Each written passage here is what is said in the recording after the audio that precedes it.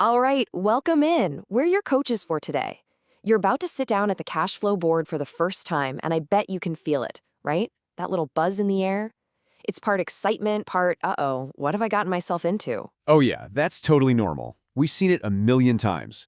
But here's the deal. We're going to give you the secret playbook. Forget just learning the rules of the game. We're here to teach you how to win it.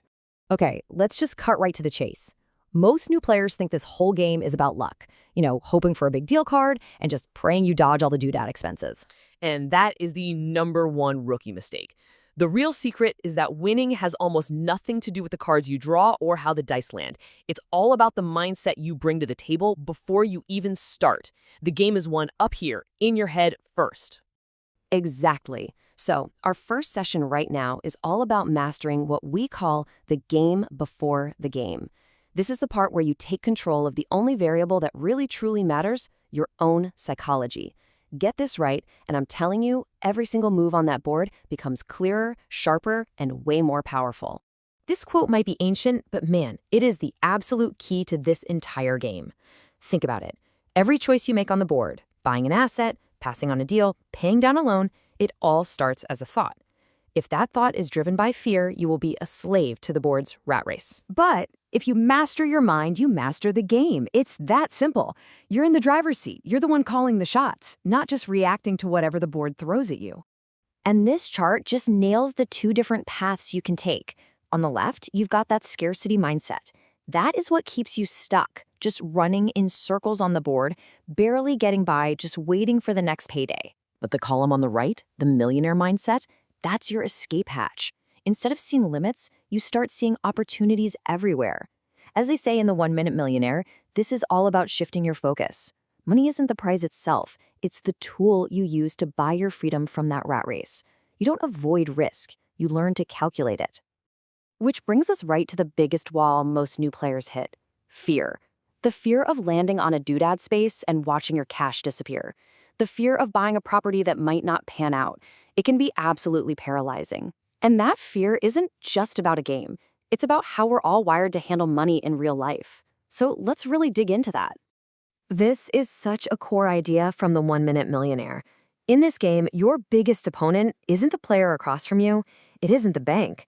It's that little voice inside your head that whispers, "Ooh, what if this is a bad deal? What if I lose my money?" Yep, that voice, those limiting beliefs, that's what you have to conquer. That's the barrier that separates the people who stay stuck in the rat race from the ones who break out and get on the fast track. So let me ask you directly. Just think about it for a second. As you're sitting there looking at that board, what do you think the single biggest risk you can take is? That's it. The biggest risk is not taking one. Playing it safe feels comfortable, but it is a guaranteed way to lose.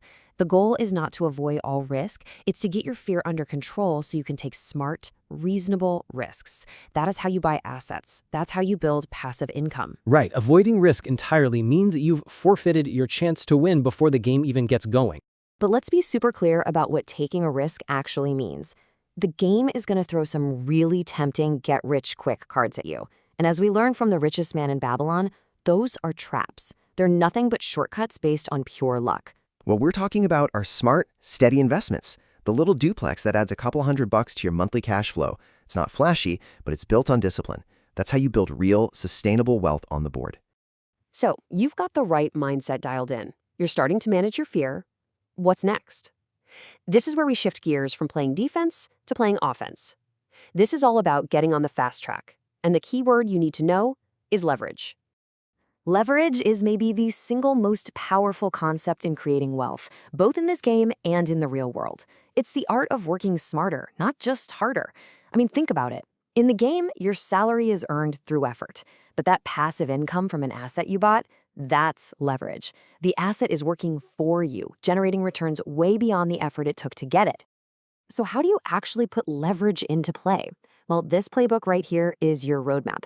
It all starts with a mental shift. Stop just working for a paycheck and start looking for deals that provide real value. Then you use proven tools. You don't have to reinvent the wheel here. And when an opportunity lines up with your strategy, you have to take bold, decisive action.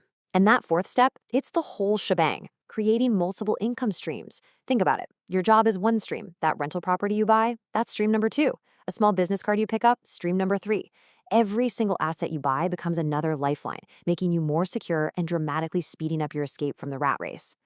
And this all brings us to the final and, frankly, the most important part of this whole session.